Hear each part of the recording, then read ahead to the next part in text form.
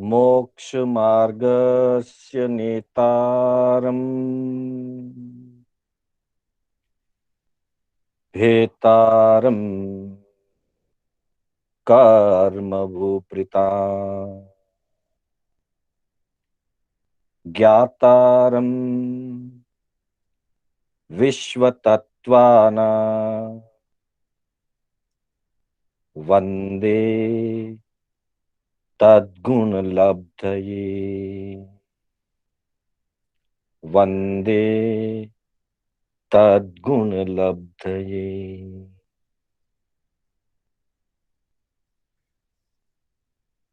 अनंत उपकारी, आस्था के आयाम, चरम तीर्थंकर श्रमण भगवान महावीर को वंदन करने के पश्चात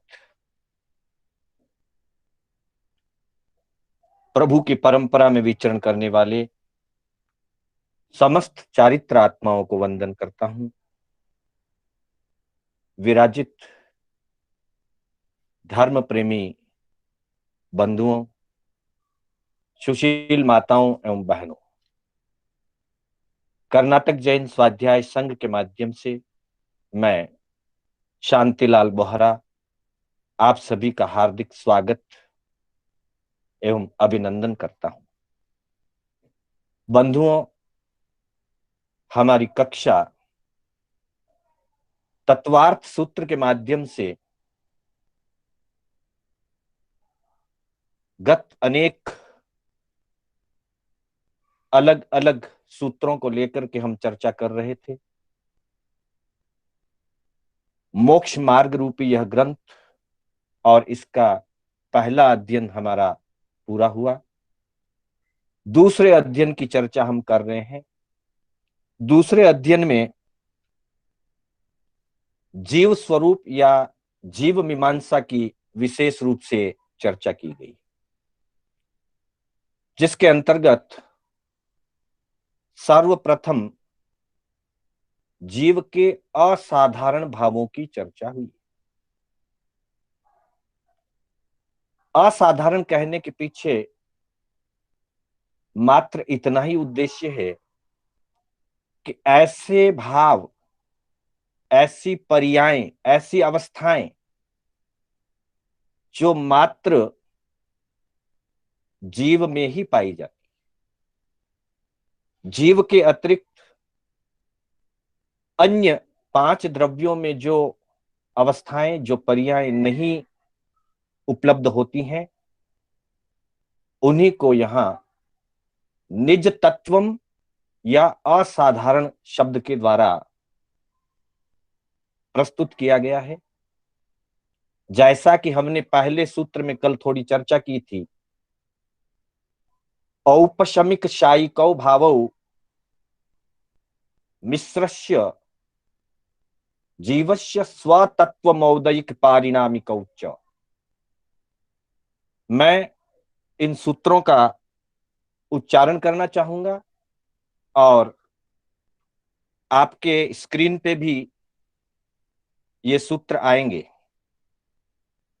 एक विशेष सूचना के रूप में कोई भी महानुभाव प्रेजेंटेशन पे ना जाए। प्रेजेंटेशन पे जाने से जो सूत्र हमें स्क्रीन पर दिखने चाहिए वो नहीं दिखेंगे, और जो प्रेजेंटेशन पे चला जाएगा उनका नाम दिखाई देगा। लेकिन हमें सूत्रों को देखना है। सभी सदस्यों को सूत्र दिखने चाहिए। तो कोई भी महानुभाव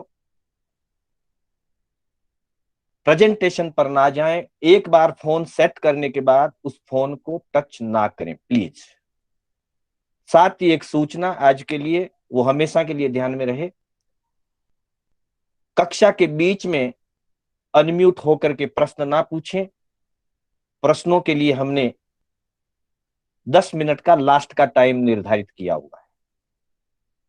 हाँ, यदि कोई चर्चा करनी होगी तो मैं स्वयं आपसे निवेदन करूंगा, उस समय कोई भी भाई अपनी ओर से उत्तर दे सकते हैं, लेकिन इसके अलावा बीच में आप में से प्रश्न पूछने का प्रयास ना करें। आपके प्रश्नों के लिए अंतिम 10 मिनट का समय दिया जाएगा। मैं पुनः कहना चाहूंगा कि कोई भी बंधु प्रेजेंटेशन पे ना आए। प्रेजेंटेशन सिर्फ आशीष जी बोहरा को करने दीजिए ताकि हमारे सामने सूत्र आ जाए। मैं 2 बार सूत्रों का उच्चारण करूंगा, पहली बार आप सुने, दूसरी बार मैं जब उच्चारण करूं तो आप कोशिश करें कि वहां बैठे बैठे, म्यूट पर रहते हुए ही बैठे बैठे आप उन सूत्रों का उच्चारण करने का प्रयास करें, प्लीज। वापस मैं सूत्रों की तरफ जा रहा हूं और आपके स्क्रीन पर भी क्रमशः सूत्र की स्क्रिप्ट आ जाएगी। औपशमिक सायिकौ भावौ मिश्रश्च जीवस्य स्वतत्वमौदयिक पारिणामिकौ च।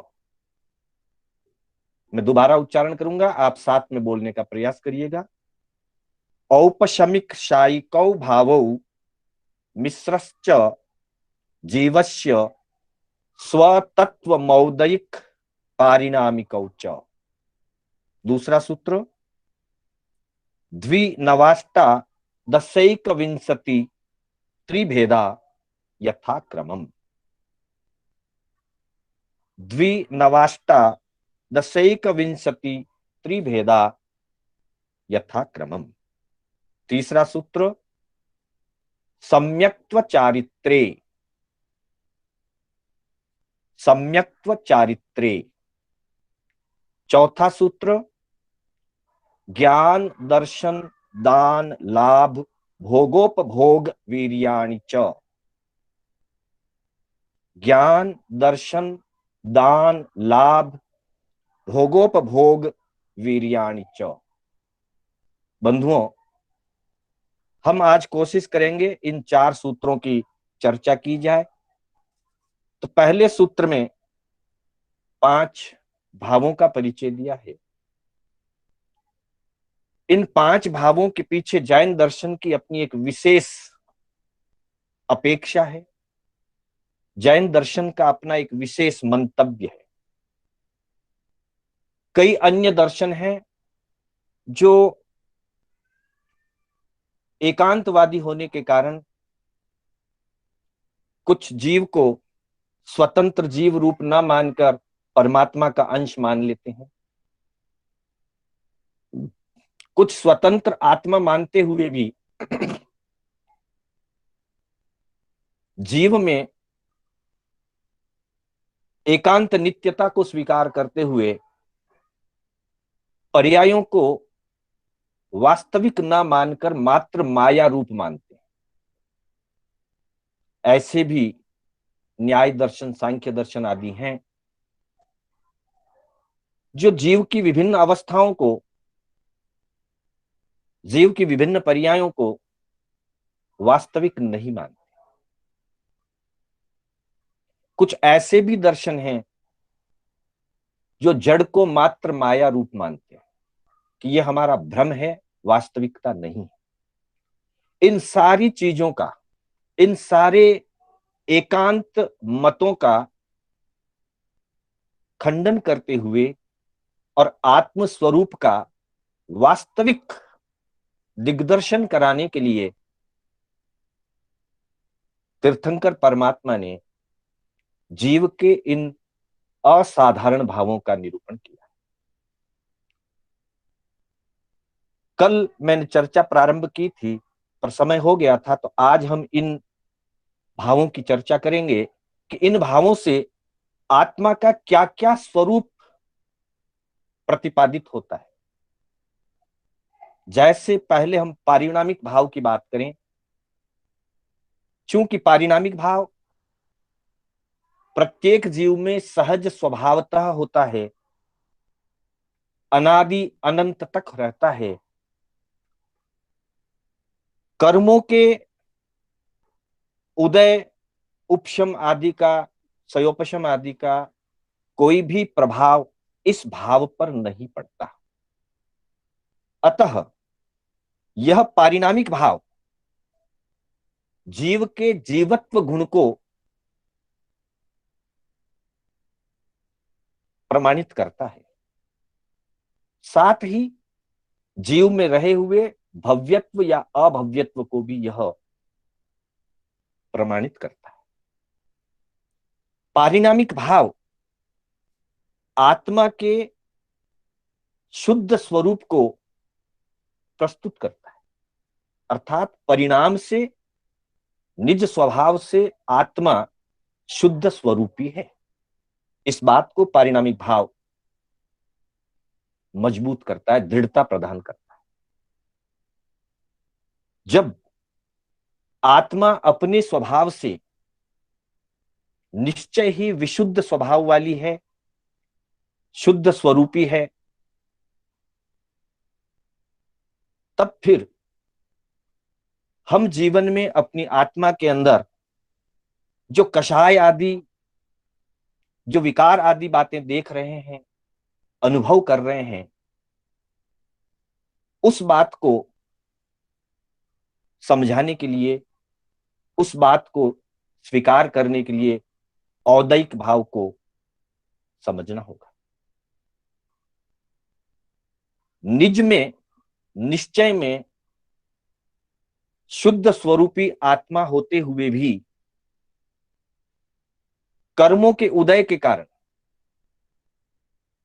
आत्मा में जो विभिन्न प्रकार के कषाय एवं विकार आदि उत्पन्न होते हैं, अर्थात आत्मा की जो कषाय आत्मा, आत्मा के 8 भेदों के अंदर अगर हम देखते हैं, 25 बोल के अंदर जाकर के थोड़ा सा ध्यान में लें तो वहां बताया है कषाय आत्मा।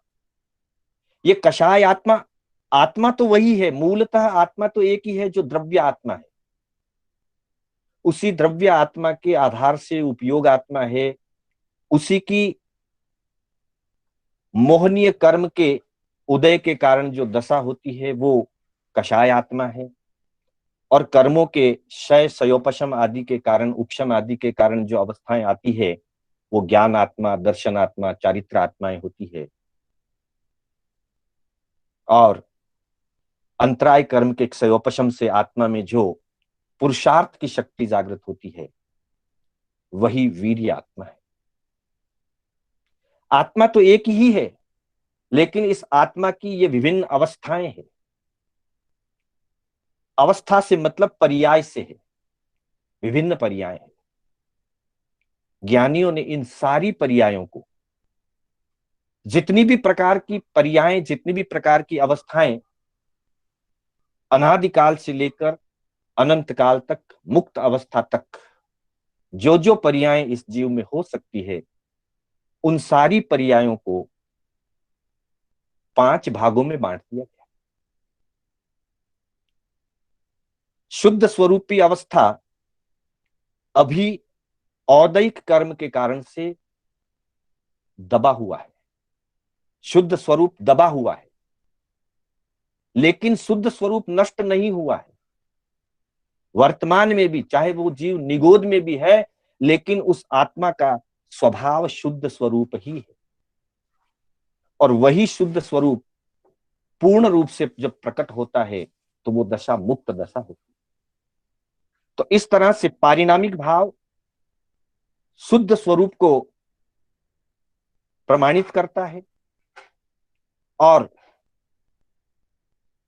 इस भाव को जान करके जीव में अपने शुद्ध स्वरूप को प्रकट करने की भावना जगती है, और उसके लिए वो प्रयास करता है। औदैक भाव से वैकारिक कषायजन्य अवस्थाएं, नाना गति जाति आदि स्थितियां, ये सारी अवस्थाएं या पर्याय औदैक भाव से समझी जा सकती है। 8 कर्मों के उदय के कारण जीव में जो भिन्न भिन्न दशाएं, अज्ञान दशा, मिथ्यात्व दशा, असंयम दशा, असिद्धत्व दशा, और इसी तरह से गति, लिंग, कषाय, लेश्या, ये सारी चीजें कर्मों के उदय के कारण से है। तो औदैक भाव इस बात को प्रमाणित करता है कि आत्मा का शुद्ध स्वरूप तो शुद्ध ही है, लेकिन इन कर्मों के उदय के कारण से जीव के अंदर ये विभिन्न अवस्थाएं प्रकट होती रहती है, जो अनादिकाल से चल रही। जब औदैहिक भाव को समझ लिया जाता है तो साथ ही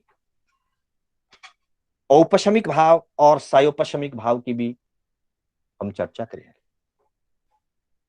जब जीव अपने शुद्ध स्वरूप को प्रकट करने का प्रयास करने लगता है तो सबसे पहले जीव अपनी मिथ्यात्व दशा को उपशांत करता है, मतलब मिथ्यात्व को उपशांत करता है, और तब उसमें उपशम समकित की प्राप्ति होती है। इस भाव से यह दर्शाया गया है कि जीव अपने मिथ्यात्व और विकार दशा को शांत कर सकता है। ये जीव की ताकत है, ये जीव का अपना सामर्थ्य है। एकाएक सारे कर्म क्षय नहीं हो जाएंगे। सबसे पहले मोक्ष मार्ग में जब कदम बढ़ते हैं तो सबसे पहले मिथ्यात्व उपशांत होता है, अल्प समय के लिए रहता है, फिर वापस मिथ्यात्व प्रकट हो जाएगा। मिथ्यात्व उपशांत होते ही उपशम समकित की प्राप्ति होती है। हमने पहले अध्ययन के अंदर उपशम समकित, सयोपशम समकित, साइक समकित आदि की चर्चा की थी। तो कुछ काल के लिए, अंतर मुहूर्त भर के लिए भी जीव अपनी स्वरूप दशा को अनुभव करता है, और वह अनुभूति उसे और आगे बढ़ाने में अंतर प्रेरणा के रूप में काम आती है। और तब जीव अपने कर्मों का, घाती कर्मों का सयोपशम करता है। 4 घाती कर्मों का सयोपशम होता है। उपशम मात्र मोहनीय कर्म का होता है, इसकी चर्चा हमने कल की थी, फिर भी पुनः ध्यान में ले लें। 4 घाती कर्मों का सयोपशम। ये सयोपशम 2 प्रकार का हम कह सकते हैं अपेक्षा से।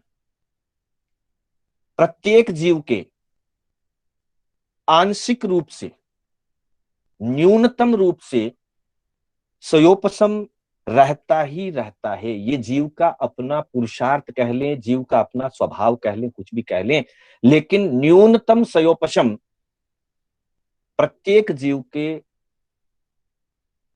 निम्न से निम्न दशा तक पहुंचने के बाद भी रहता ही है। ये सहज सयोपशम है। हमने कई बार पढ़ा होगा या गुरु भगवंतों के श्रीमुख से प्रवचन आदि में सुना होगा कि जीव निगोद में भी चला जाए, प्रगाढ़ प्रमाद की दशा, हीनतम से हीनतम स्थिति में पहुंच गया, उसमें सहज में जीवत्व जैसा कुछ भी अंश बाहर में दिखाई नहीं दे रहा है, फिर भी वो जीव है, ऐसी अनुभूति उसमें रहती है।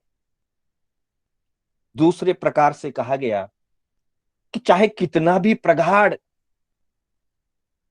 अज्ञान दशा आ जाए, प्रगाढ़ ज्ञानावरणीय का उदय हो, फिर भी जीव में अक्षर के अनंतवें भाग मात्र ज्ञान या अनुभव चेतना कह दें उसे, वो प्रकट रहती ही है। यह अनुभव चेतना या यह ज्ञान अक्षर के अनंतवें भाग जितना, ये जीव का सहज सयोपशम है। ज्ञानावरणीय का सयोपशम है, दर्शनावरणीय का सयोपशम है। उसमें कुछ कुछ करने के पुरुषार्थ का बने रहना अंतराय कर्म का सयोपशम है। और श्रद्धा, चाहे वो मिथ्या श्रद्धा भी है, लेकिन जीव में कुछ न कुछ श्रद्धा होती है। सम्यक श्रद्धा ना हो तो मिथ्या श्रद्धा रहे। ये भी एक प्रकार का मोहनीय कर्म का न्यूनतम या सहज सयोपशम है। ये सहज सयोपशम जीव को आगे बढ़ने में तो सहायक है, लेकिन ये सहज सयोपशम या इतने मात्र से मोक्ष मार्ग की यात्रा प्रारंभ नहीं। लेकिन जब जीव पारिणामिक भाव के आधार से अपने शुद्ध स्वरूप की श्रद्धा करता है, अपने शुद्ध स्वरूप को कम से कम स्वीकार करता है कि मैं भले ही औदैक मिथ्यात्व आदि मोहनी आदि कर्मों के उदय के कारण विकार दशा में हूं, कषाय दशा में हूं, लेकिन मेरा मूल शुद्ध स्वरूप जो है वो शुद्ध चैतन्य रूप है। यहीं से उसके सम्यक्त्व की यात्रा प्रारंभ होती और वह विशेष पुरुषार्थ करता है, तब ज्ञानावर्णी, दर्शनावर्णी, मोहनीय और अंतराय, इन चार कर्मों का सयोपशम करता है। अर्थात कुछ कर्मों का पूर्ण क्षय कर देता है, कुछ दलिक कर्म के कुछ अंश पूर्ण रूप से क्षय कर देता है, और कुछ अंशों को इतना रसहीन बना देता है आत्म पुरुषार्थ से कि फिर वे मात्र प्रदेश उदय रूप होकर के निकलते हैं, अपना प्रभाव जीव को नहीं दिखाते हैं। उस दशा को सयोपशम दशा कहा जाता है, और उसी सयोपशम से जीव में सम्यक्त्व, चारित्र, ज्ञान आदि का विकास होता है, गुणों का विकास होता है। लास्ट, शायिक भाव। जब जीव विकास करता है, जैसे जैसे उसका विकास बढ़ता है, वैसे वैसे उसमें अपूर्व अपूर्व आनंद की प्राप्ति होती। वो उतना ही अपने पूर्ण शुद्ध स्वरूप को प्रकट करने का विशेष पुरुषार्थ करता है, और उस विशेष पुरुषार्थ से एक अवस्था ऐसी आती है कि सबसे पहले सम्यक्त्व की घातक 7 प्रकृतियों का क्षय करके साइक संकित प्राप्त करता है। वहां से उसके शायिक भाव का प्रारंभ होता है। वैसे तो क्षण क्षण में वो कर्म क्षय करता है, लेकिन उतने से शायिक दशा प्राप्त नहीं होती। किसी एक समूह को जब पूर्ण रूप से क्षय कर दे और वो फिर ना बंधे, वैसी दशा तक क्षय कर दे, तब जाकर के वो शायिक भाव प्रकट होता है। इसलिए शायिक संकित आने पर जीव में सबसे पहला शायिक भाव प्रकट होता है, या शायिक भाव की पहली पर्याय शायिक संकित के रूप में प्रकट होता है। और फिर मोहनीय कर्म का संपूर्ण क्षय करता है, और मोहनीय कर्म के संपूर्ण क्षय करने के बाद ज्ञानावर्णी, दर्शनावर्णी और अंतराय को संपूर्ण क्षय करता है, सर्वज्ञ बनता है। तब उसका शायिक भाव और विशेष रूप से प्रकट होता है, और अंत में संपूर्ण बाकी बचे हुए 4 जो अघाती कर्म है उनको भी जब वो क्षय कर देता है, तो संपूर्ण रूप से शायिक दशा उसको प्राप्त हो जाती है। सिद्धत्व अवस्था में 2 ही पर्याय रहती है, भावों की अपेक्षा से 2 भावों की ही पर्याय रहती है। पारिणामिक भाव की पर्याय रहती है जीवत्व, और शायिक भाव की पर्याय रहती है अनंत ज्ञान, अनंत दर्शन, सिद्धत्व, अगुरु लघुत्व। जो 8 गुण सिद्धों के बताए गए हैं, वो सारे के सारे शायिक भाव से ही प्रकट होते। तो बंधुओं, ये 5 जो भाव हैं, ये 5 भाव जीव को आगे बढ़ने में सहायक हैं। इनका परिचय, इनका बोध जीव को आगे बढ़ाने में सहायक है। तत्वार्थ सूत्र में ये 5 भाव बताए गए हैं। कल भी हमारी चर्चा हुई थी कि अनुयोग द्वार सूत्र आदि में या ठाणांग सूत्र आदि में 6 भाव कहे हैं। छठा भाव सन्निपातिक भाव, जिसे संयोगिक कह सकते हैं। कोई भी जीव किसी भी समय एक ही भाव में नहीं रहता है, उसके साथ 2, 3, 4 भाव, 5 भाव रहते हैं। कम से कम 2 रहते हैं सिद्ध अवस्था में। सिद्ध अवस्था में कर्मों का उदय नहीं है, सयोपशम दशा अब रही नहीं, उपशम भी नहीं रहा, क्योंकि कुछ कर्म बचे हुए हों तो उपशम या सयोपशम रहता है। सिद्ध अवस्था में कोई कर्म नहीं है, इसलिए वहां सिर्फ कर्मों के आधारित जो 4 अवस्थाएं या 4 भाव है, उसमें से एक शायिक भाव रहता है, और पारिणामिक भाव, शुद्ध स्वरूप दशा, जीवत्व, ये समस्त जीवों में होती है। तो ये द्विसंयोगिक भंग बन गया। दो भावों का संबंध, दो भावों की सम्मिलित अवस्था सिद्ध अवस्था है, पारिणामिक भाव और शायिक भाव। संसार के सामान्य जीव जिन्होंने न अभी तक सम्यक्त प्राप्त की है, न अभी तक किसी कर्म को पूर्ण रूप से क्षय किया है, पूर्ण रूप से उपशम किया, ऐसा कुछ भी नहीं किया हुआ है, जो सामान्य जीव है, मिथ्या दृष्टि जीव है, उनमें तीन भाव रहते हैं। क्योंकि हमने चर्चा की मिनिमम से मिनिमम अक्षर के अनंत में भाग जितना सयोपशम प्रत्येक जीव में कम से कम सहज में रहेगा ही। इसलिए सयोपशम भाव 12वें गुणस्थान तक के जीवों को, निगोद से लेकर के 12वें गुणस्थान तक के जीवों को हमेशा किसी न किसी रूप में सयोपशम बना रहेगा। तो सयोपशम भाव मिथ्या दृष्टि जीव में भी होता है, पारिणामिक भाव सब जीव में होता है, और कर्मों का उदय चल रहा है, ये त्रिसंयोगी भंग बनता है। सामान्य जीव तीन भावों से युक्त होते हैं। औदयिक 8 कर्मों का उदय चल रहा है, पारिणामिक जीवत्व है उसके पास, और सयोपशमिक हर जीव के ज्ञान का, दर्शन का कुछ न कुछ सयोपशम, वो ज्ञान रूप हो अज्ञान रूप हो, होता ही। इस तरह से सामान्य जीव का जो भंग होता है वो त्रिसंयोगी भंग होता है। चौथा, 4 संयोगी भंग, जिस जीव ने उपशम समकित प्राप्त किया है उसमें 4 भंग पाए जाएंगे, 4 भावों वाला भंग पाया जाएगा। उपशम समकित प्राप्त किया इसलिए उपशम भाव उसके अंदर आ गया, साथ ही उसके ज्ञानावरणी आदि कर्मों का सयोपशम चल रहा है, उसको मतिसुत ज्ञान आदि प्राप्त हुआ है सयोपशम भाव से। जीवत्व और भव्यत्व उस जीव में है, यह उसका पारिणामिक भाव है, और अभी सिर्फ उपशम समकित प्राप्त की है, पर कर्मों का उदय तो बाकी चल ही रहा है, तो औदयिक भाव है।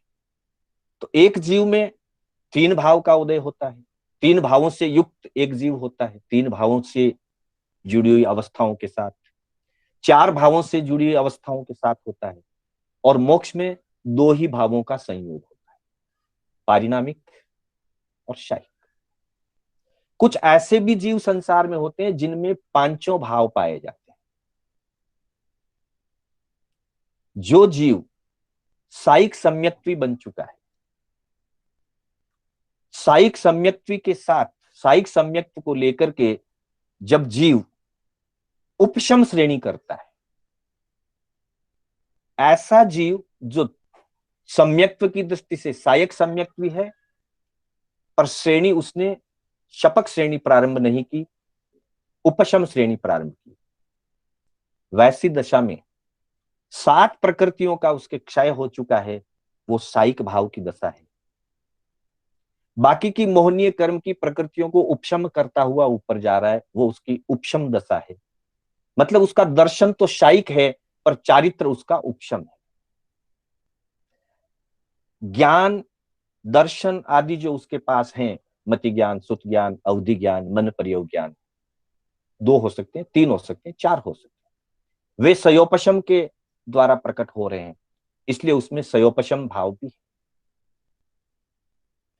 सायिक समकित की अपेक्षा से सायिक भाव है, चारित्र की अपेक्षा से उपशम श्रेणी में वो चारित्र में आगे बढ़ रहा है, इसलिए उपशम भाव है।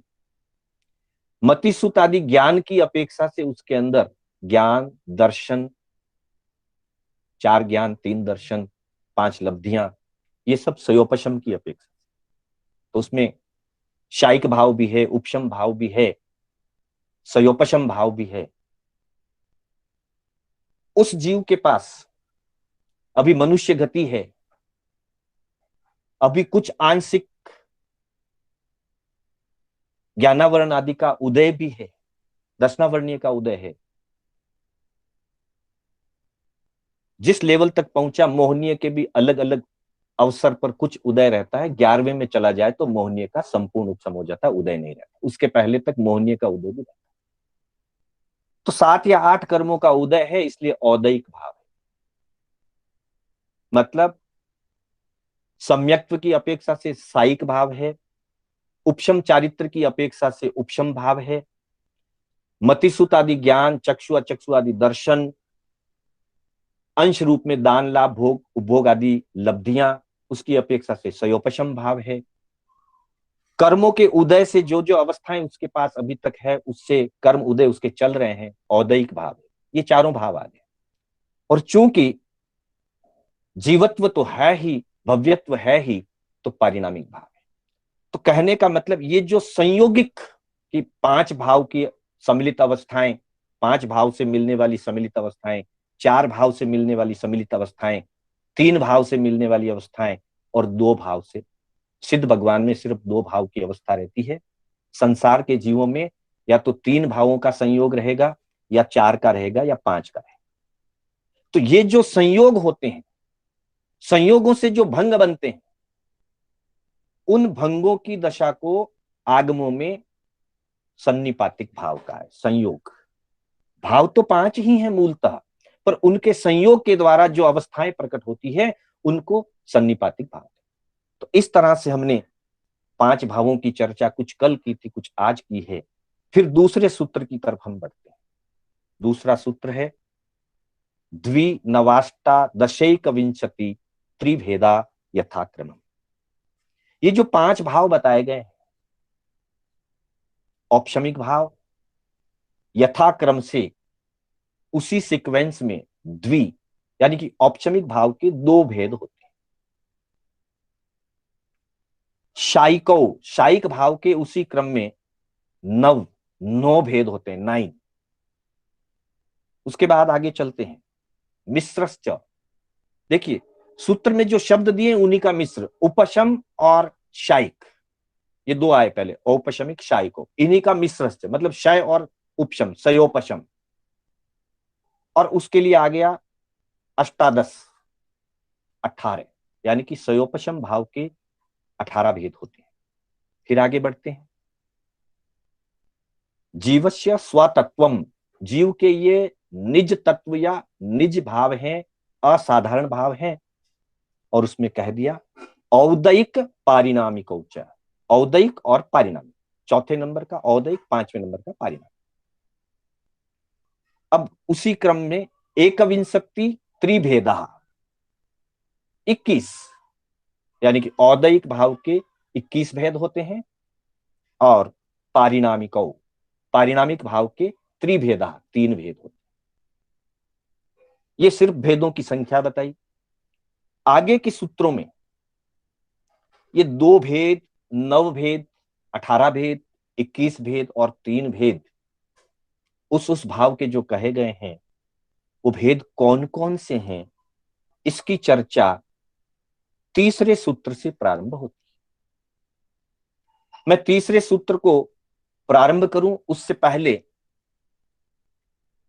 एक बार मैं आप सभी के लिए ये निवेदन करना चाहूंगा कि अभी तक की जो चर्चा हमने की है, उसमें अगर किसी की कोई जिज्ञासा हो तो एक थोड़े से शब्दों में वो पूछ सकते हैं, क्योंकि यहां तक की बात अच्छी तरह से समझी हुई होगी तो आगे के भावों के भेदों की जो चर्चा चलेगी उसको समझने में आसानी होगी। अगर पहले वाली चीज में कहीं कुछ कंफ्यूजन होगा, कहीं कुछ डाउट रह जाएगा, तो आगे की चर्चा समझने में थोड़ी कठिनाई हो सकती है। इसलिए अगर किसी भी भाई को, किसी भी बहन को यहां तक की जो चर्चा हमने 5 भावों की है, उन 5 भावों की चर्चा में अगर कोई भी जिज्ञासा हो तो वे कृपया पूछ सकते हैं। और अगर कोई ना पूछने वाला होगा तो मैं 15 सेकंड के बाद आगे शुरू कर।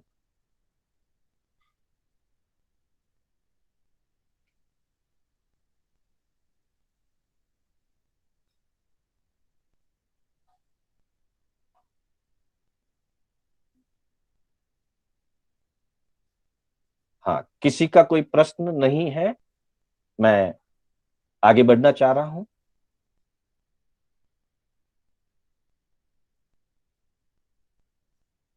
चलिए हम दूसरे अध्ययन के तीसरे सूत्र की ओर बढ़ते हैं। तीसरा सूत्र बताया गया है सम्यक्त्व चारित्र्य। सूत्र की अपनी व्यवस्था है, वो सीक्वेंस से चलेगा। पुनः पुनः पहले कहे हुए शब्दों को नहीं कहा जाएगा। इस सूत्र में सम्यक्त्व चारित्र्य सिर्फ 2 शब्द दे दिए। ये कौन से भाव की चर्चा है, कितनी संख्या है, कुछ भी नहीं बताया। लेकिन ऊपर से हम वापस पहले सूत्र से इस चीज को जोड़ते हुए चले जाएं। पहले सूत्र में पहला शब्द था औपशमिक, और दूसरे सूत्र का पहला शब्द था द्वि, और अंतिम शब्द था यथाक्रमम। तो औपशमिक क्रमशः द्वि 2 भेद वाला है। और तीसरे सूत्र में कह दिया गया सम्यक्त्व चारित्र्य, अर्थात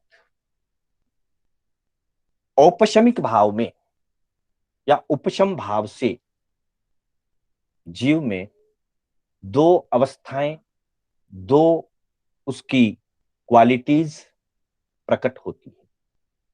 और वो 2 क्वालिटी उसकी जो हैं वो है सम्यक्त्व और चारित्र्य। ये दोनों ही, सम्यक्त्व और चारित्र्य, ये दोनों ही चीजें औपशमिक भाव की है, इसलिए उपशम सम्यक्त्व और उपशम चारित्र्य। उपशम सम्यक का या उपशम सम्यक्त्व का अर्थ 7 प्रकृतियों का उपशम, अथवा दर्शन मोहनीय की प्रकृतियों का नियमा जहां उपशम होता है। शेष रही 4 प्रकृतियां, अनंतानुबंधी क्रोध, मान, माया और लोभ। इन 4 प्रकृतियों का किसी के क्षय हुआ हुआ हो सकता है, क्षयोपशम हो सकता है, उपशम भी हो सकता है, या विसंयोजना भी हो सकती है। 4 प्रकृतियों की चाहे उपशम हो, क्षय हो, विसंयोजना हो। लेकिन दर्शन मोहनीय की जो 3 प्रकृतियां हैं, मिथ्यात्व मोहनीय, मिश्र मोहनीय और सम्यक मोहनीय, दर्शन मोहनीय की जहां नियमा उपशम हो और उससे जो सम्यक प्राप्त हो उसे उपशम संकित कहते हैं। तो यहां ये जो 2 भेद बताए उपशम भाव के, ये उपशम संकित को और उपशम चारित्र को इंगित करते हैं। अर्थात पहले उपशम संकित प्राप्त हुआ, फिर जीव अप्रत्याख्यानावरण, प्रत्याख्यानावरण, संज्वलन और 9 कषाय की 9 प्रकृतियां, क्योंकि मोहनीय कर्म की टोटल 28 प्रकृतियां कही गई है।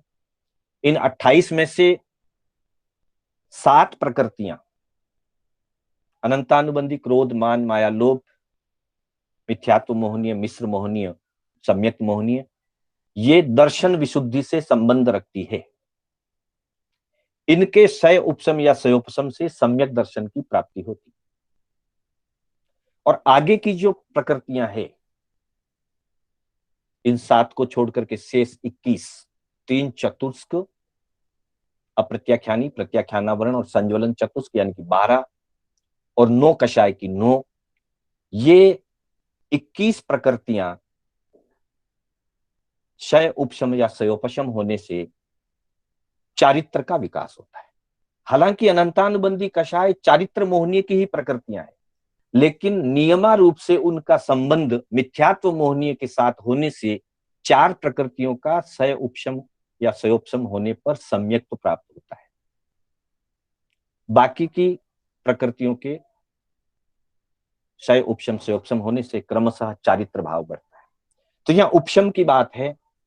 तो जैसे ही जीव बाकी की प्रकृतियों को उपशम करता हुआ आगे बढ़ेगा और उससे जो उसको भाव संयम अंतर में जैसा प्रकट होगा उपशम के कारण से, मोहनीय कर्म के उपशम होने से, उस चारित्र को उपशम चारित्र कहा जाएगा। जो आंशिक रूप से तो 7वें, 8वें, 6ठे, 7वें, 8वें, 9वें, 10वें गुणस्थान में रह सकता है और पूर्ण रूप से 11वें गुणस्थान में रहता है।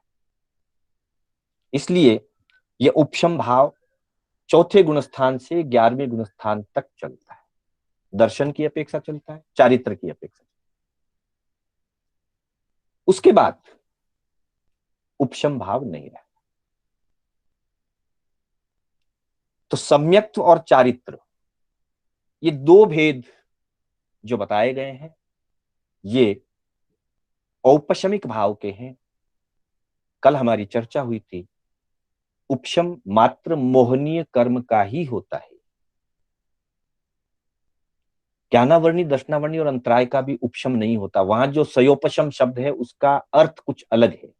जैसे हमने अभी चर्चा की थी कि उदय प्राप्त कर्मों का क्षय हो जाता है और बाकी के जो कर्मदली कुछ हैं उनका प्रभाव इतना कम कर दिया जाता है कि वे मात्र प्रदेश उदय रूप रह जाते हैं, प्रभाव नहीं दिखाते हैं। वैसी दशा को सयोपशम दशा कहते हैं। तो उपशम मोहनीय कर्म का और उसके द्वारा प्राप्त अवस्थाएं उपशम संकित और उपशम चारित्र। अब अगले सूत्र की तरफ हम बढ़ते हैं, चौथा सूत्र। चौथे सूत्र में कहा गया है ज्ञान, दर्शन और उसके साथ ही दान, लाभ, भोगोपभोग, वीर्याणि च। फिर एक बार सुनिएगा, ज्ञान, दर्शन, दान, लाभ, भोगोपभोग, वीर्याणि च। यह दूसरे अध्ययन का चौथा सूत्र। अब वापिस हम पहले दूसरे सूत्र को जोड़ते हुए जाएंगे। पहले सूत्र में दूसरा शब्द था शायिकौ, औपशमिक शायिकौ। दूसरे सूत्र में दूसरा शब्द था द्विनव, नो। अब देखिए, उस क्रम के अनुसार, यथाक्रमम उस क्रम के अनुसार जो शायिक भाव है, शायिक भाव के क्रमशः 9 भेद होते हैं।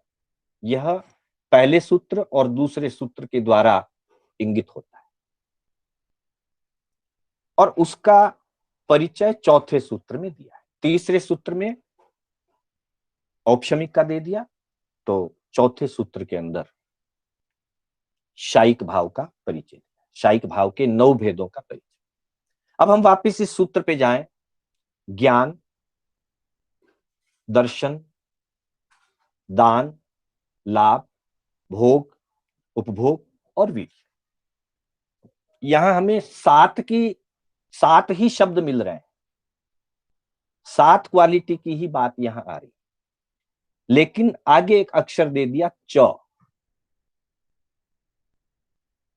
ज्ञान, दर्शन, दान, लाभ, भोगोपभोग, वीर्याणि च।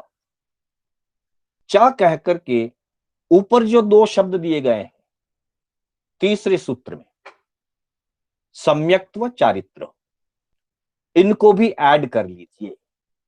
ऐसा सूत्रकार ने च अक्षर के द्वारा संकेत किया। अर्थात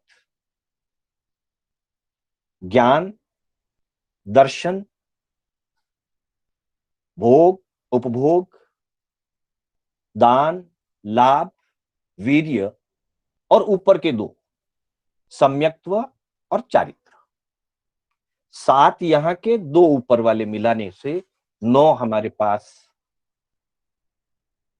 भेद प्राप्त होते हैं। तो ऊपर जो बात कही थी तीसरे सूत्र में, जहां सम्यक्त्व और चारित्र की बात कही, वो सम्यक्त्व और वो चारित्र औपशमिक था, उपशम संकित, उपशम चारित्र। यहां जो सम्यक्त्व और चारित्र की जब बात करेंगे, यह सम्यक्त्व साइक संकित होगा, क्योंकि साइक की बात चल रही है। साइक संकित और शपक श्रेणी से ऊपर जाने वाला जीव जब 10वें गुणस्थान के अंत में संपूर्ण मोहनीय को क्षय कर देता है, तो संपूर्ण शायिक यथाख्यात प्राप्त होता है। यथाख्यात जो चारित्र है, 5 चारित्र हमारे बताए गए हैं, सामायिक चारित्र, छेदोपस्थापनीय चारित्र, परिहार विशुद्धि चारित्र, सूक्ष्म संप्राय चारित्र और यथाख्यात चारित्र। यथाख्यात चारित्र उपशम यथाख्यात भी होता है और शायिक यथाख्यात भी होता है। 11वें गुणस्थान में जो यथाख्यात चारित्र होता है वो उपशम यथाख्यात होता है, जिसकी चर्चा औपशमिक भाव के अंदर। 12वें, 13वें, 14वें गुणस्थान में जो चारित्र होता है वो शायिक यथाख्यात चारित्र होता है। ये चर्चा चौथे सूत्र के अंतर्गत है। चौथे सूत्र में जो 9 भेद शायिक भाव से 9 अवस्थाएं, 9 पर्याय जीव में जो प्राप्त होती है वो ये 9 है। शायिक संकित, शायिक यथाख्यात चारित्र, फिर केवल ज्ञान और केवल दर्शन। ज्ञान दर्शन जो सूत्र में दिए, ज्ञान दर्शन। ज्ञान कौन सा? केवल ज्ञान। केवल ज्ञान शायिक है। जब हमने पिछले अध्याय में 5 ज्ञान की चर्चा की थी तब हमारी ये चर्चा आई थी कि मति, सुत, अवधि और मन पर्याव, ये 4 ज्ञान सयोपशमिक ज्ञान होते हैं और केवल ज्ञान शायिक ज्ञान होता है। तो यहां ज्ञान के अंतर्गत अनंत शायिक केवल ज्ञान, और दर्शन के अंतर्गत अनंत शायिक केवल दर्शन। मतलब 13वें गुणस्थान में ये चीजें जो प्राप्त हो जाती है, शायिक केवल ज्ञान 13वें गुणस्थान में प्राप्त होता है और शायिक अनंत केवल दर्शन भी 13वें गुणस्थान में प्राप्त होता है। और इसी तरह से दान, लाभ, भोग, उपभोग और वीर्य। जब हम अंतराय कर्म की चर्चा करते हैं तो 5 प्रकार के अंतराय बताए गए हैं: दानांतराय, लाभांतराय, भोगांतराय, उपभोगांतराय और वीर्यांतराय। जैसे ही अंतराय कर्म क्षय होता है, क्योंकि ज्ञानावरणी, दर्शनावरणी और अंतराय तीनों एक साथ क्षय होते हैं, तो जैसे ही ये क्षय होंगे वैसे ही अनंत दान लब्धि इस आत्मा में प्रकट हो जाएगी। अनंत दान लब्धि, अनंत लाभ लब्धि, अनंत भोग लब्धि, अनंत उपभोग लब्धि और अनंत वीर्य लब्धि। ये शायिक हैं, ये आने के बाद वापिस नहीं जाते। केवल ज्ञान, केवल दर्शन, शायिक संकित और शायिक यथाख्यात चारित्र 12वें गुणस्थान में, ये सारी चीजें शायिक है, प्राप्त होती है, प्राप्त होने के बाद वापिस नहीं जाती। तो ये 5 लब्धियां जो अंतराय कर्म के क्षय होने से प्रकट हुई, अनंत दान, अनंत लाभ, अनंत भोग, अनंत उपभोग और अनंत वीर्य लब्धि। इसी तरह से ज्ञानावरणीय कर्म के क्षय होने से अनंत शायिक केवल ज्ञान प्राप्त हुआ। दर्शनावरणीय कर्म के क्षय होने से अनंत शायिक केवल दर्शन प्राप्त हुआ। मोहनीय कर्म के क्षय होने से, पहले 7 प्रकृतियों के क्षय होने से अनंत शायिक सम्यक तो प्राप्त हुआ, और बाकी की 21 प्रकृतियों के संपूर्ण क्षय होने से अनंत शायिक वितराग दशा या चारित्र दशा प्राप्त हुई। इस तरह से अनंत ज्ञान, अनंत दर्शन, अनंत दान लब्धि, अनंत लाभ लब्धि, अनंत भोग लब्धि, अनंत उपभोग लब्धि, अनंत वीर्य या अनंत आत्म सामर्थ्यम जिसको कहते हैं, अनंत वीर्य लब्धि, शायिक सम्यक्त्व, यथाख्यात चारित्र। ये 9 भेद, ये 9 अवस्थाएं जीव के अंदर प्राप्त हुई, ये 9 विशिष्ट पर्याय, ये शायिक भाव से प्राप्त होती है कर्मों के क्षय से। यहां मोहनीय के क्षय से 2 अवस्थाएं, शायिक संकित और शायिक यथाख्यात चारित्र। ज्ञानावरणीय के क्षय से अनंत ज्ञान, दर्शनावरणीय के क्षय से अनंत दर्शन और अंतराय के क्षय से अनंत 5 लब्धियां, दान लब्धि, लाभ लब्धि, भोग लब्धि, उपभोग लब्धि और अनंत वीर्य या अनंत आत्म सामर्थ्य लब्धि। इस तरह से इन 4 कर्मों के क्षय होने से जो ये 9 लब्धियां, ये 9 भी लब्धियां कह सकते हैं, केवल ज्ञान भी अपने आप में एक लब्धि है, शायिक संकित भी अपने आप में एक लब्धि, ये 9 लब्धियां कह दें या 9 भेद कह दें, ये शायिक भाव से प्राप्त होते हैं, शायिक भाव के अंतर्गत प्राप्त होते हैं। तो इस तरह से हमने औपशमिक भाव से होने वाले 2 भेद, उपशम सम्यक्त और उपशम चारित्र को जाना, और शायिक भाव से प्राप्त होने वाले इन 9 भेदों को जाना। हम आगे की चर्चा कल की क्लास में करेंगे। आज 2 भेदों तक को हमने, 2 भावों के भेदों को हमने लिया, शेष 3 भावों के भेद हम आगे की कक्षा में करेंगे। अब मैं आपसे निवेदन करता हूं कि किसी का भी अगर कोई प्रश्न हो तो वह पूछ सकते हैं, और मैं पुनः आप सभी का हार्दिक धन्यवाद ज्ञापित करता हूं। कोई भी कथन आगम विपरीत हुआ हो तो उसके लिए मैं मिच्छामि दुक्कडम करते हुए स्वाध्याय संघ की ओर से मैं शांतिलाल बोहरा पुनः पुनः आप सभी का हार्दिक आभार व्यक्त करता हूं। अब आप अपने कोई भी प्रश्न आदि पूछना चाहें तो आप पूछ सकते हैं। 5-7 मिनट का अपने पास टाइम है, और उसके बाद मंगल पाठ करके हम इस सत्र को परिसमाप्ति की ओर ले जाएंगे। जय जिनेंद्र मास्टर जी, मीठालाल बोल। हाँ, जय जिनेंद्र साहब, मीठालाल जी बोलिए सर। जहाँ आपने 9 वेद बताए हैं अभी, जी जी, वहां पर गुण स्थान स्वरूप में 10 वेद बताए हैं, तो वहां पर एक शुक्ल ध्यान और बताया हुआ है। किसमें, किसके अंतर्गत? जब केवल ज्ञान प्राप्त होता है तो 10 बलों की प्राप्ति होती है। हाँ जी, मतलब 5, 9 तो सब यही है, हाँ और हाँ 10वां जो बिल्कुल, है, हाँ 10वां जी वो शुक्ल बिल्कुल ध्यान है में। जी, तो ऐसा है। इसमें, हाँ जी, हाँ, शुक्ल ध्यान चारित्र के अंतर्गत आ जाएगा। जब चारित्र प्राप्त हो रहा है, वो जब अपने चारित्र में ऊपर उठ रहा है, तो शुक्ल ध्यान मुझे लगता हाँ जी, है कि, क्योंकि शुक्ल ध्यान एक विशेष अवस्था मात्र है, क्योंकि ध्यान निर्जरा का एक भेद है, और वो हाँ जी, एक साधन रूप है। ध्यान साध्य नहीं है, ध्यान साधन है।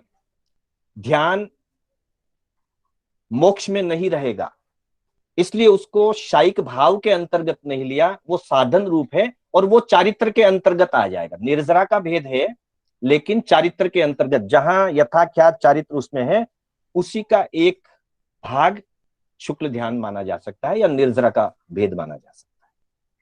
पर चूंकि जब जीव मोक्ष जाएगा, किसी पर्टिकुलर कर्म विशेष के क्षय से पर्टिकुलर ध्यान प्राप्त हुआ हो, ऐसी नहीं है अवस्था।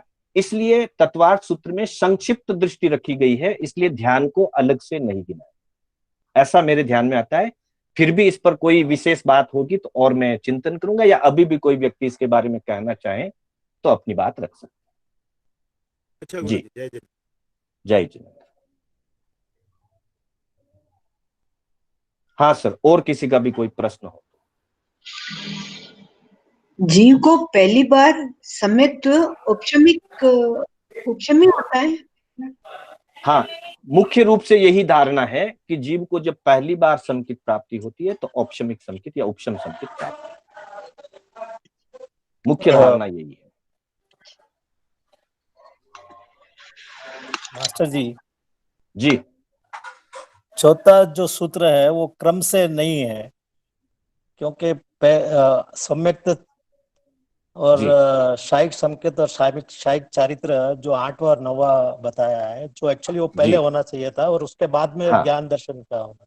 बिल्कुल बिल्कुल बिल्कुल ऐसा है कि यहाँ सूत्र शैली संक्षिप्त शैली है, और संक्षिप्त शैली होने से यहाँ भेदों की संख्या मात्र बताई है कि पहले क्या प्राप्त होता है, बाद में क्या प्राप्त होता है, ये नहीं बताया। क्रम मात्र इतना ही है कि किस भाव से कौन कौन से भेद प्राप्त होते हैं। शायिक भाव में ये 9 भेद प्राप्त होते हैं, पर निश्चित रूप से पहले शायिक संकित प्राप्त होगा, उसके बाद शायिक चारित्र प्राप्त होगा, और उसके बाद एक साथ सातों चीजें प्राप्त होगी। तो सूत्रकार ने इतना तो रखा कि 7 चीजों को अलग सूत्र में रखा और 2 चीजों को पहले ऊपर वाले सूत्र में पहले कह दिया है।